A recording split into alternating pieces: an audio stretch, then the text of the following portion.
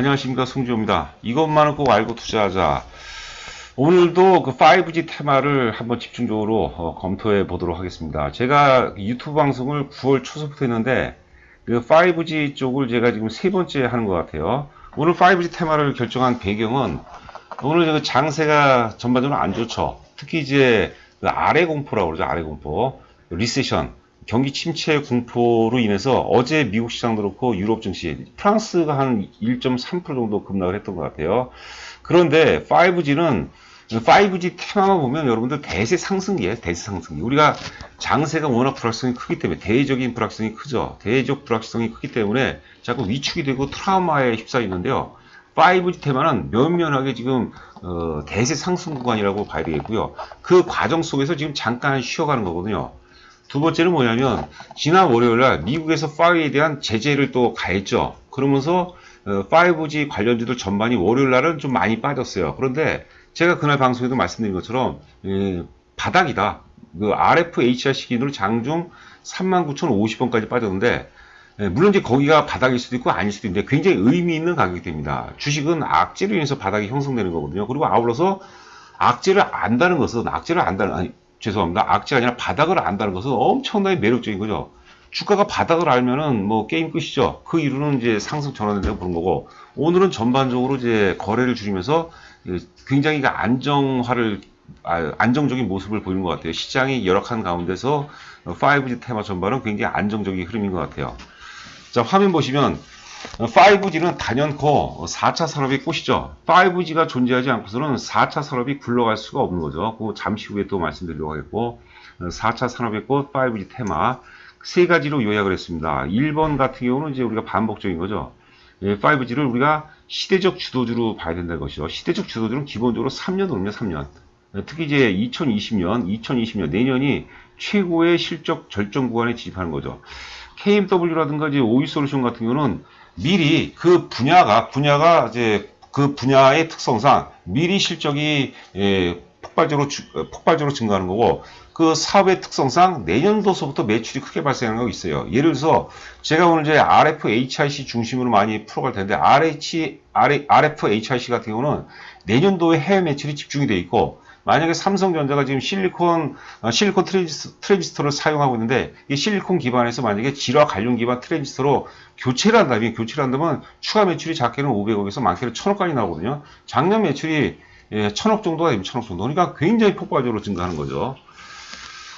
자, 4차 산업혁명의 꽃이고 향후 3년간 실적이 급증한다는 거죠. 실적 그 급증 구간에 지금 접어들었다고 보는 거고, 두 번째는 제2의 KFW, 제2의 OE솔루션이 우리는 RFHIC로 본다는 거죠. RFHIC. 영문으로 있어서 제가 자꾸 헷갈리네요. 질화 관련 기반 트랜지스터하고 질화 관련 기반 전력용 증폭기를 생산하는 업체죠. 매출의 절대 부분은 이제 트랜지스터가 차지하는 거고요. 두 번째 줄이 굉장히 중요하죠. 지금 RFHIC가 추구하는 건 뭐냐면 글로벌 표준화입니다. 지금은 이제 주가 이제 실리콘 기반 트랜지스터거든요. 이거에서 실리콘 기반 트랜지스터에서 질화 관련 기반 트랜지스터로 넘어가는 그런 과정이라 보는 거고, RFHIC가 표준화를 주도한다는 것이죠. 표준화를 주도한다는 것은 결국 독과점을 의미하는 겁니다. 모든 기업들이 꿈꾸는 게 사실 그 독점 기업이 되겠죠. 아울러서 그와 함께 이제 내년 이후서부터 이제 해외 매출이 굉장히 급증하는 거죠. 뭐 중국은 물론이고, 그다음에 그 중국 5G가 매출 비중이 60% 가까이 됐었거든요. 그러니까 이제 그런 불확성이 좀 있죠. 그런데 이 대세 상승에서는 사실 그게 오히려 좋은 어떤 매수 타임만 제공을 해주는 거죠. 우리가 크게 겁낼 필요 없다. 크게 쫄 필요 없다는 거죠. 하여튼 노키아 쪽 매출도 증가하고, 인도의 그 얼라이언스라는 사가 있어요. 그 회사도 내년 3월이면은 RFHIC에 이런 그 질화 관련 기반 트랜지스터를 채택한다고 그러고, 앞서 얘기한 것처럼 삼성전자가 채택한다면 굉장히 폭발적이죠. 삼성전자면 또 사실 격이 좀 틀리죠. 내년도는 해외 매출이 급증이 되면서 이따가 보도록 하겠죠. 매출이 배 이상이. 자, 종목은 이제 그 후발 종목으로는 제가 우선순위별로 이노 와이어리스, FR테, R&2 테크놀로지, 그 다음에 전파 기지고, 이 준비됐고, 차트로 하나하나씩 한번 살펴보도록 하겠고요. 여러분들 제가 요즘에 장이 뭐 크게 재미는 없는데, 제가 요즘에 아주 재미있는 그 거리 중에 하나가, 조회수하고 좋아요 수, 그 다음에 구독자 수 증가하는 거 보면서 굉장히 재밌는 것 같아요. 거의 하루에 한 20번 정도를 제가 보는 것 같거든요. 저는 이런 것들이 사실 개인의 이기적인 행위라고 봐요. 내가 구독을 신청을 하는 것은 그것도 이기심이 작용하는 거고, 뭐, 콘텐츠가 별볼일 없는 것 같다. 그럼 또 안 하면 되는 건데, 들어보시고 괜찮으시면 잊지 마시고, 구독과 좋아요 누르시고, 요거는 제가 우리 가족들하고도 같이 보거든요. 굉장히 재밌는 것 같아요. 하여튼 그리고 또 아울러서 제가 유튜브 방송 하다 보니까 나름대로 공부를 또 많이 하는 것 같아요. 하여튼 방송을 준비하는 게 공부하는 거니까.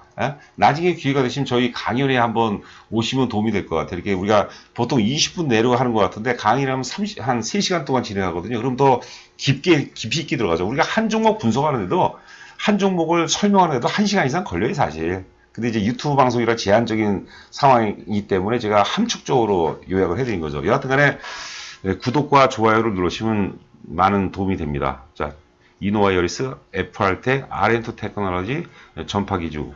자, KMW서부터 순차적으로 한번 보도록 하겠고요. 그 전에 잠깐 제가 5G에 대해서 뭐 다 아시니까 이거 5G를 잘 표현한 것 같아요. 거의 뭐 4차 산업혁명의 플랫폼이라고 봐야 돼요. 플랫폼. 요거는 뭡니까? 뭐 자율주행이라고 봐야 되겠고, 요거는 이제 뭐 디바이스라고 봐야 되겠고, 여기 이게 세탁기 같아요.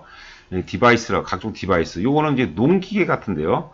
요거는 우리가 VR이라고 하죠. 증강현실. 여기에 또 5G에는 이 증강현실하고 굉장히 또 밀접한 관계가 있습니다. 요거는 뭐로 해석해요? 뭐 빅데이터 정도로 해석해야 되나요?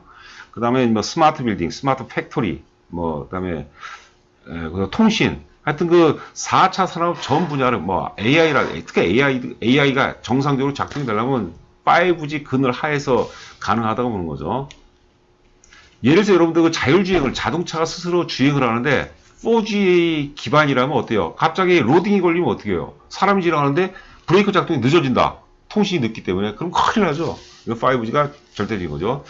뭐 5G의 특성 보면 초고속 대용량이고 뭐 다 이해가 가실 거예요. 뭐 3가지 특징이라고 하는데 그다음에 지연이 되면 큰일 나죠. 이거 지금 자율주행입니다, 여러분들. 이거는 또 우리가 공사 기계죠, 기계.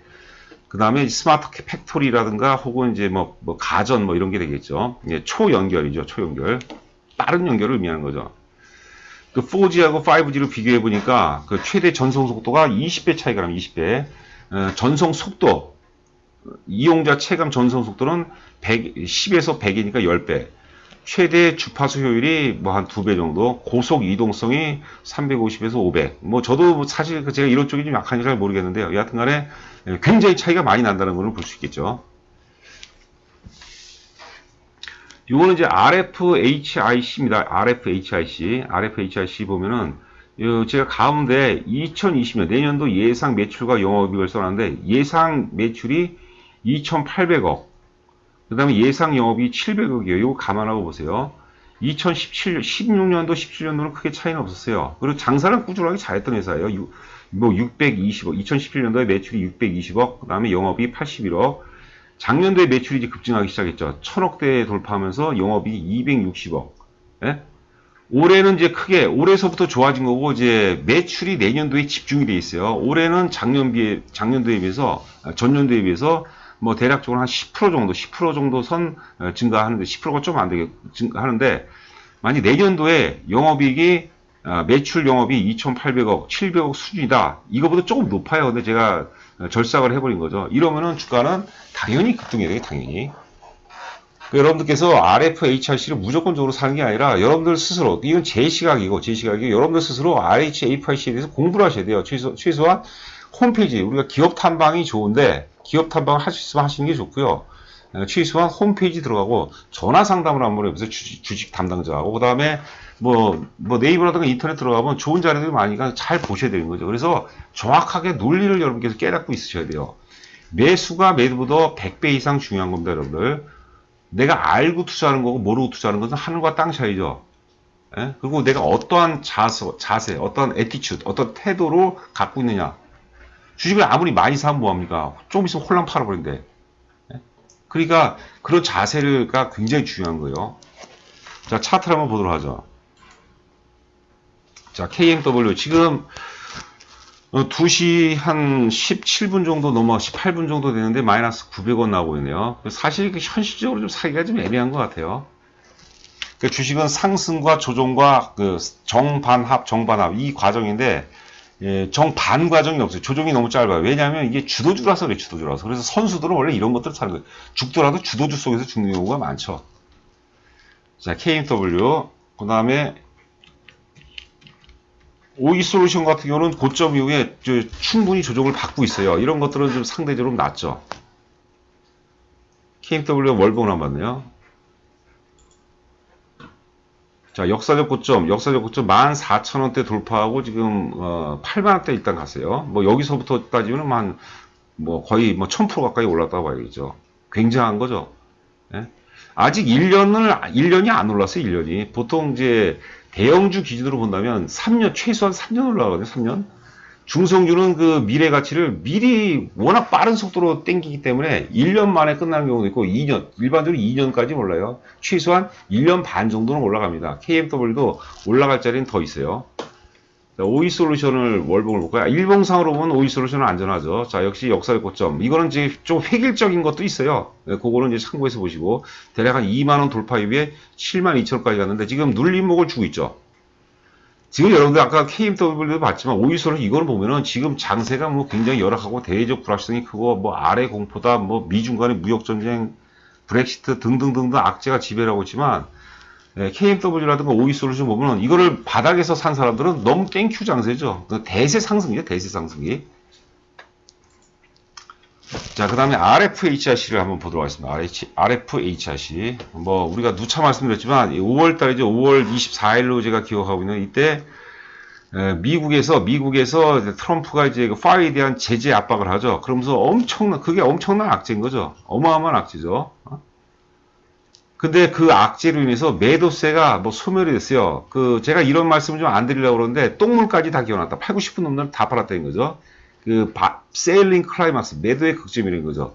똥물 얘기를 해야지 좀 잘들, 제가 외부 강의할 때도 보니까 똥물 얘기를 해야지 여러분께서 좀 많이 기억을 하시는 것 같아요. 그래서 이때 이미 매집이 됐어요, 매집이. 제가 이걸 아울러서 이때 시점이 언제냐면, 셀티론 따지면은, 자, 셀티론도 만약에 바이오시밀러가 된다라면 시대적 주도주급이라고 봐야 되겠죠. 그런데 그때는, 죄송합니다. 자, 이때죠, 이때. 2013년도 4월 달이죠. 이때 똥물까지 다 기어 나온 거예요. 이때 분식이다 혹은 회사가 디폴트 가능성이 있다 그러면서 팔고 싶은 놈들이 다 팔고 양껏 다 팔고. 근데 그 악재를 은폐물 삼아서 거대 세력이 개입되죠. 그래서 악재의 크기가 크면 클수록 큰 세력이 달라붙는 겁니다. 그리고 급등주는 매도 세력의 소멸로부터 탄생이 되고, 매도 세력의 소멸이 되려면 악재의 크기가 크다는 거죠. 같은 얘기예요. 여러분들 꼭 새겨두시기 바라요. 악재가 나온다고 무조건 사면 안 되겠죠. 큰일 납니다. 그거 어리석은 거죠. 근데 이게 시대적 주도주라는 확신이 있을 때, 5G가 시대적 주도주라는 것은 바보가 아니라 다 알 거예요. 그런데 지금 다 쫄아버린 거예요. 왜냐하면 지금 시장이 안 좋으니까.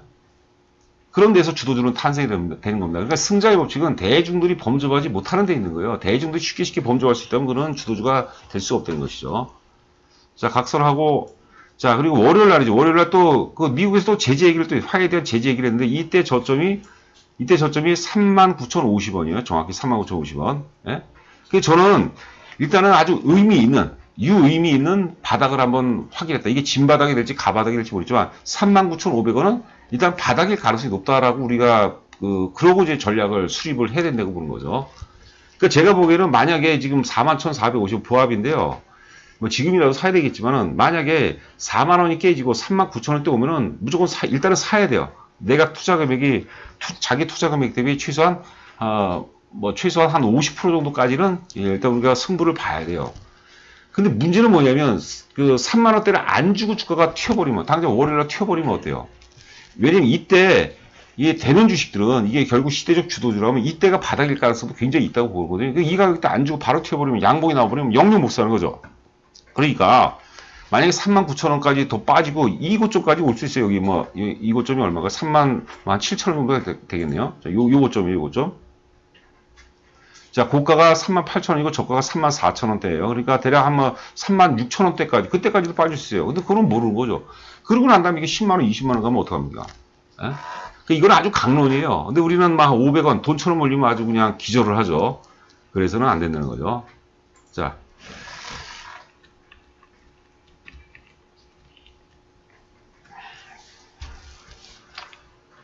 자, 이노 와이어리스도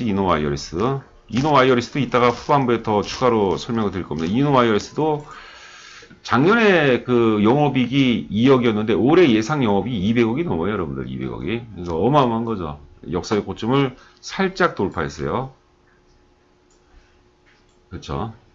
굉장히 의미 있다고 보시면 돼요. 이노 와이어리스도 우리가 잘 보셔야 되겠고, 이노 와이어리스 잠시만요. 그 다음에 이제 FR텍이었죠, FR텍.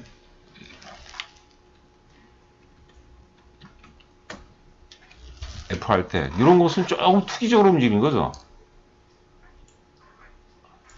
그래도 굉장히 가벼워요. 그러니까 이거는 이제 트레이딩 능력이 좀 뛰어난 분들, 차트도 굉장히 의미 있는 차트입니다.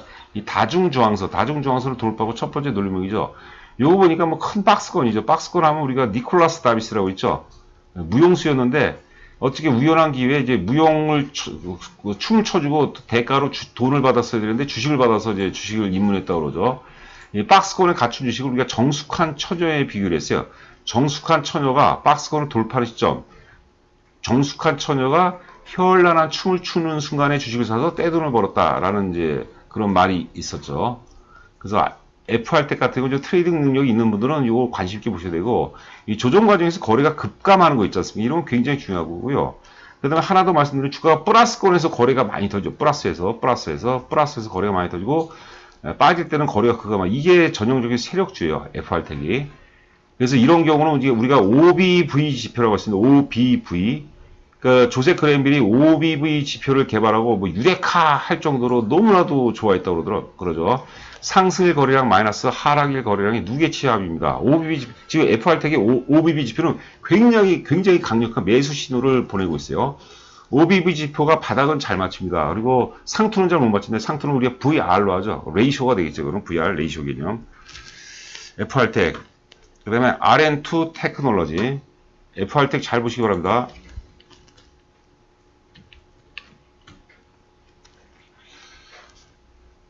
RN2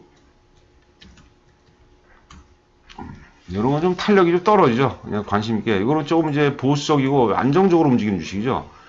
뭐 이런 부분이 매집이라고 부르는 거예요. 이런 부분이 거래가 없어요. 주가가 점차적으로 저점을 높이는데도 불구하고 거래가 없다. 주가가 상승 추세인데도 거래가 감소한다는 것은 이미 매집이 됐다는 것은 매집이. 마지막으로 이제 전파기죠. 개인 투자가 좋아하는 전파기죠. 저는 개인적으로 이런 거는 좀 안 샀으면 좋겠어요. 이게 좀 투기적이고, 그 대중들이 사실 그 KFW 못 사고 이노와이어리스 못 사고 RFHIC 못 사니까 대중들이 집단 사고가 동시에 이쪽으로 가거든요. 물론 단기적 시세는 제가 못 맞추죠. 그러나 궁극적으로 우리가 넉넉히 1년을 놓고 본다면, 최소한 뭐 6개월 이상을 놓고 본다면 확연한 차이가 있어요. 주도주가 오를 때 훨씬 더 많이 오르고 빠질 때 덜 빠지는 법입니다. 여러분들 명심하시기 바라고요. 자, 하여튼 지금 시장은 여러분들 뭐 전반적으로는 약세장이에요. 전체적으로 이제 경기가 이제 하강 국면이고 침체 국면이니까. 그다음에 또 특히 이제 트럼프가 이제 집권을 하면서 제가 이제 의미 있게 보는 지표 중에 하나가 뭐냐, 교역량이 많이 줄었거든요. 교역량이. 그리고 뭐 우리 대한민국 경기 역시도 저성장 시대에 어쩔 수가 없어요. 그럼 뭐 정치를 잘하고 못하고 게 아니에요. 그러나 4차 산업혁명은 4차 산업은 말 그대로 혁명적인 겁니다. 이쪽은 여러분들 화랑이고 대세 상승 구간이에요. 그래서 우리가 5G에 우리가 집중해야 할 필요가 또 있다고 보는 거죠. 자, 내일은 휴장이고 금요일 날 여러분들 뵙도록 하겠고요. 하여튼 구독과 좋아요 눌러주시면 많은 힘이 됩니다. 여러분들 파이팅 하시고 늘 건승하시기 바랍니다. 감사합니다.